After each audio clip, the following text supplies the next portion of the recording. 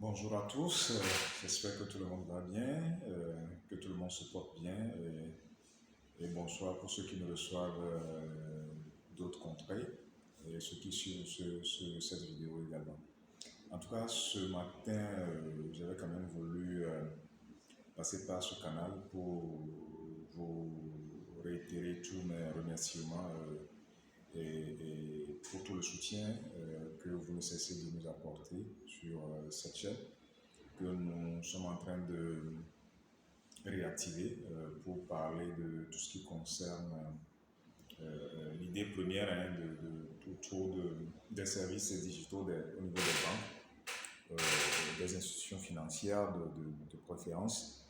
Donc ce matin, je tiens d'abord à vous informer que nous allons aborder un sujet, en tout cas qui peut-être aujourd'hui, je pense que comme la chaîne l'a stipulé, hein, c'est pour apporter un plus à la population, à la compréhension d'un certain nombre de transactions.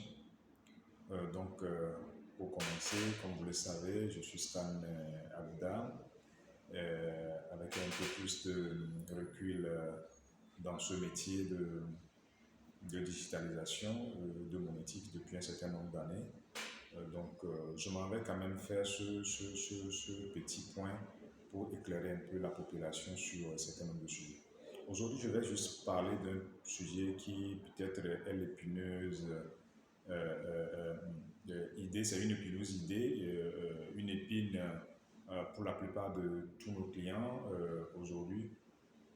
C'est la question fondamentale du débit à tort. C'est-à-dire, je prends ma carte bancaire, je fais une opération dans un distributeur automatique, j'ai fait un paiement en ligne sur un site internet où j'ai payé sur un terminal de paiement électronique qu'on appelle TPE, ou encore j'ai effectué une opération de retrait à partir de 100 cartes, d'utilisation 100 cartes, parce que ça se fait également, où je fais une opération mobile banking, c'est-à-dire que j'utilise mon compte et le mobile, ou je fais une opération de monnaie électronique. Donc, tous ces aspects-là, nous allons les aborder. Je ne sais pas si on pourra le terminer dans ce postcard, mais on va essayer quand même de prendre au moins le premier. Le premier, ça concerne d'abord les utilisateurs des cartes bancaires qui interagissent avec leurs banques respectives dans la sous-région, quel que soit l'endroit où vous vous trouvez. On est confrontés tous, ou du moins une fois passant, au fait que je suis parti, je prends le basique, hein, dans un distributeur automatique, j'ai envie de retirer 100 000 francs sur mon salaire, et peut-être c'est un vendredi soir ou un début de week-end, la banque est fermée, piche, l'argent n'est pas sorti. Et je veux reprendre l'opération, et puis là, on me dit, je n'ai plus d'argent sur mon compte. Bon, qu'est-ce que je fais? Qu'est-ce que je fais? Bon, je vais circonscrire le problème à plusieurs niveaux. Premièrement, je prends l'hypothèse où vous avez effectué l'opération auprès de votre propre grande banque.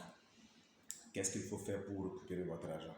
Lorsque vous l'avez essayé auprès d'une autre banque, qu'est-ce qu'il faut faire pour récupérer votre argent? Et quel est le timing réglementaire pour pouvoir récupérer l'argent? Donc, je m'en vais vous donner cette information de façon primordiale.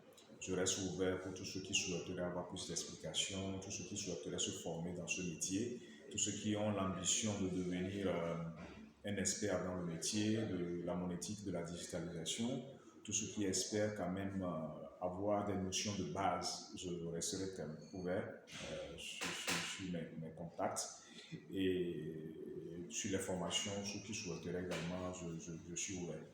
Bon, je prends un client lambda qui a une carte bancaire, peu importe le réseau. On en parlera de tous ces réseaux-là également dans d'autres éditions, qui a une carte bancaire émise par une banque, quel que soit le pays dans le monde, quel que soit le réseau. qui se présente sur un distributeur automatique de billets que nous appelons communément GAB ou DAB. Ça, là, ce sont des termes sur lesquels on reviendra également. Et essaie de faire un retrait. Et le client n'est pas rentré en possession de ses fonds. Et pourtant, l'argent a été défalqué de son compte indûment. Qu'est-ce qu'on doit faire? Est-ce que c'est normal? Est-ce que ça peut se corriger? Voilà la question fondamentale. Donc, si le distributeur appartient à votre banque, pas de panique, mes chers amis. La meilleure façon de pouvoir régler ce problème, c'est de porter l'information dans toute agence ou tout point où votre banque est présente. Parce que vous savez, en banque, il y a une chose qui est fondamentale, ou au niveau des institutions qui émettent des cartes, il y a ce qu'on appelle les procédures en interne. Donc ces procédures, vous devez, en tant que client, même si ça ne s'impose pas à vous, connaître une partie pour pouvoir récupérer à temps votre argent. Tout est question de l'information. Si vous disposez de l'information, vous pouvez l'utiliser pour pouvoir récupérer votre argent. C'est vrai. L'idéal aurait voulu que lorsque ces incidents se produisent, que cela soit réglé automatiquement. Et pour certaines banques, ça se règle automatiquement. Pour d'autres, il y a un autre processus qui est déclenché. Parce que vous recevez des messages, il faut que cela soit estimé, et ainsi de suite. Donc, c'est tout un processus en interne qui est déclenché. Donc, vous devez saisir votre banque. Donc, pour saisir la banque, comment ça se fait? Comme je l'ai dit tout à l'heure, soit vous vous rendez dans une agence bancaire de votre banque, soit vous leur envoyez un mail si vous avez leur adresse mail, soit vous saisissez votre gestionnaire de compte. C'est ce qui est la meilleure option. Donc, c'est pour cela que tout client doit avoir le contact de son gestionnaire, son conseiller en banque. Vous devez avoir l'information. Une fois que vous faites cette démarche, exigez à avoir l'accusé de réception qui vous sert de preuve que votre requête a été prise en compte. Donc, je rappelle que dans les dispositions de gestion de cette transaction, la contestation peut se faire par plusieurs moyens. Et par tout moyen d'ailleurs, vous pouvez soit appeler, vous pouvez soit appeler par téléphone, bien sûr. Vous pouvez le saisir par nos messages, les réseaux sociaux habituels que nous avons, saisir votre gestionnaire de compte, c'est une information par tout moyen. Vous pouvez envoyer un courrier avec accusé de réception. Vous pouvez envoyer un mail avec accusé de réception. Vous pouvez également passer dans une agence, remplir un formulaire et exiger avoir une copie du formulaire pour garder comme preuve vers vous pour vous servir demain d'éléments comptables. Donc, en dehors de cette première partie de la procédure, lorsque vous faites ça, si c'est votre banque, normalement, le traitement de cette requête étant en interne ne devrait pas poser un problème et toutes choses égales par ailleurs, dans les 24-48 heures, pour toutes les banques qui sont mieux organisées et qui ont des dispositifs de gestion en interne. J'en parlerai de ces dispositifs aussi dans une autre vidéo, pour ceux qui souhaiteraient se former sur ça également, qui voulaient travailler en back-office monétique, qui souhaiteraient travailler dans le métier de réconciliation, qui aimeraient être avoir des best practices, comme on le dit dans notre jargon, les meilleures pratiques en termes de gestion du back-office. Nous serons ouverts également pour leur donner les astuces pour pouvoir faire. Donc, fondamentalement, pour ces genres de règlements de transactions, c'est 24-48 heures. Maintenant, il peut y avoir quelques contraintes en termes de procédure, comme je l'avais annoncé au départ. Ça ne devrait pas dépasser les 72 heures. Ça, c'est une information que je vous donne. Et je reste ouvert. Si un client est dans la situation aujourd'hui et qui n'arrive pas à recouvrer ses fonds, qui a des difficultés, nous resterons ouverts pour leur apporter cette assistance-là. C'est notre contribution à l'interbancarité de la zone.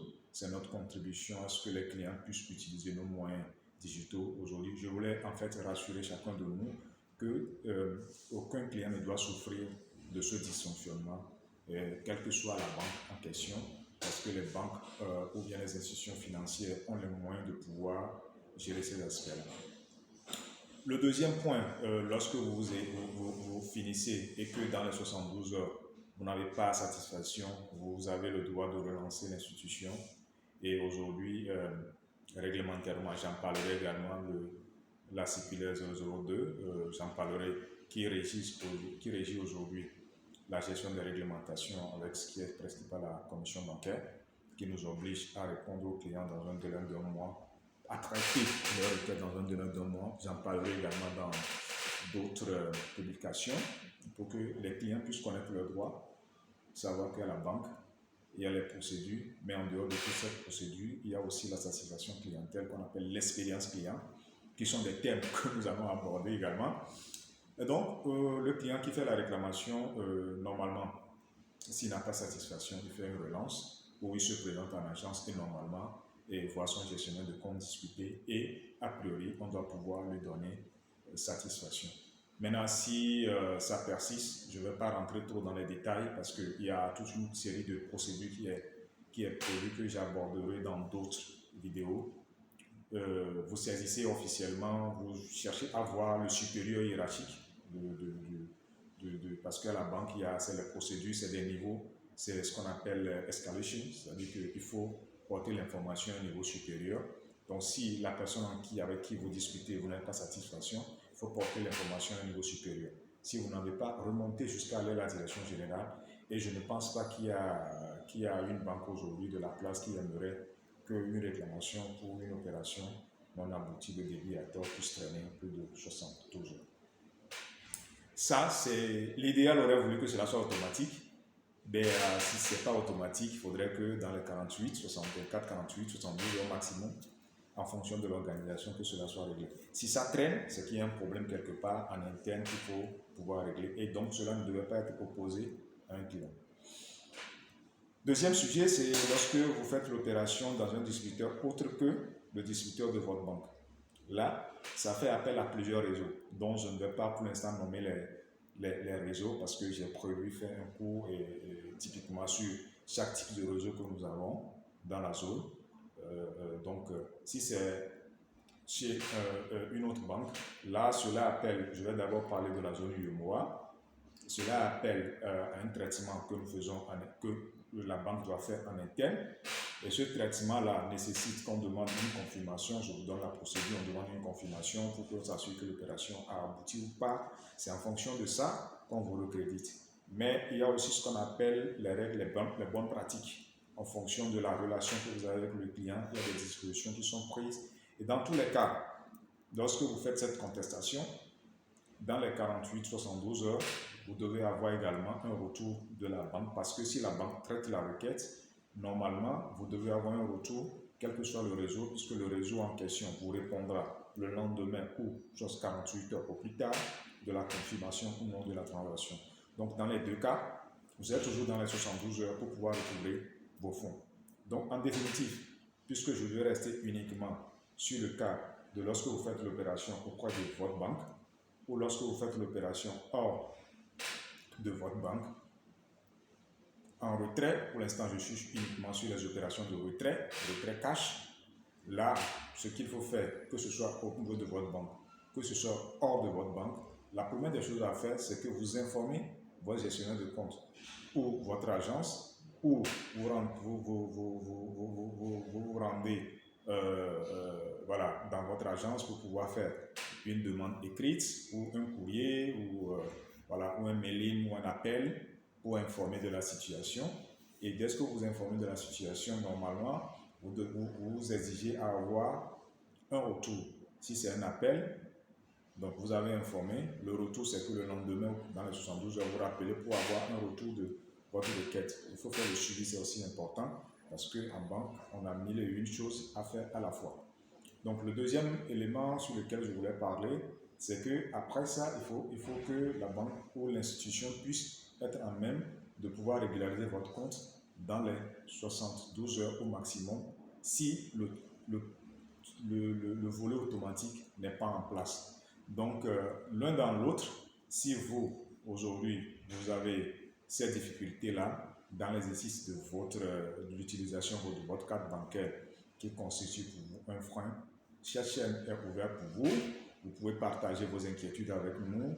Nous allons essayer de voir dans quelle mesure nous pouvons vous apporter une assistance pour que ces genres de choses ne puissent pas se produire. Donc, pour aujourd'hui, je pense qu'on va essayer de circonscrire ces deux sujets.